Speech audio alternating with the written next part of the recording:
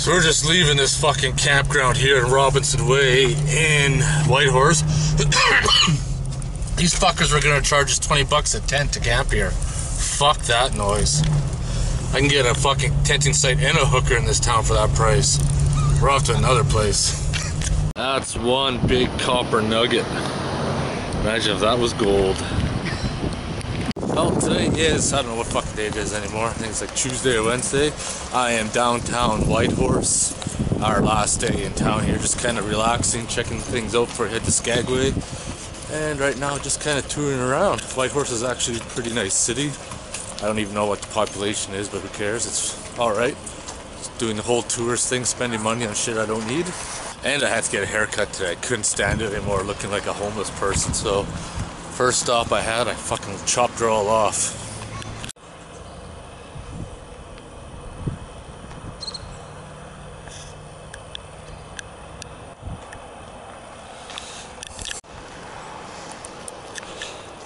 One guy was trying to explain this for me. I'm gonna have to Google it to find out for sure, but apparently this was used in Alaska by the Army to go to the early warning sites, I'm assuming for sites that would detect nuclear missiles coming over back in the 1950s, I believe it was.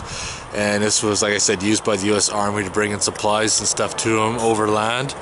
Obviously before they had roads and shit. I'm gonna have to Google it, find out for sure, but that's what one guy was trying to explain to me.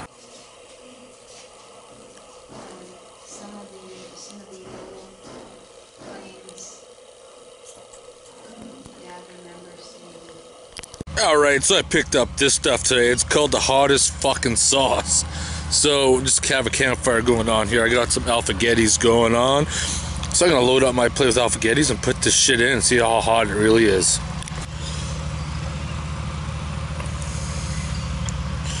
They say it's really fucking hot, so I'm just gonna put a little bit and see.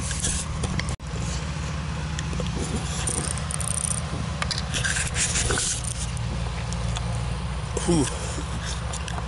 Yeah, it gives me the hiccups. It's fucking hot. Holy motherfucking shit.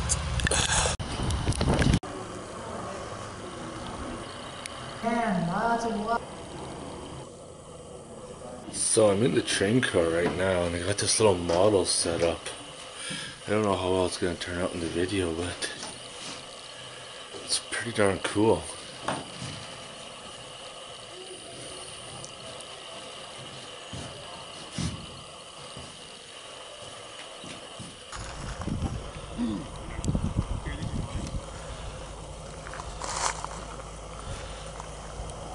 This is Emerald Lake. I couldn't talk outside, it's too fucking windy, but it's pretty beautiful. Not sure how it's gonna turn out in the video though, but we're just on our way to Skagway, Alaska now, our last leg of the journey. We're about 100 and some kilometers away. Alright, we just got to the world's smallest desert in Carcross, Yukon. Just gonna go check it out. Alright, so here we are in the world's smallest desert, in between Skagway and Whitehorse. It's actually pretty cool. Looks like somebody had some sort of motorized vehicle inside here, but it is definitely pretty neat to check out. Wow.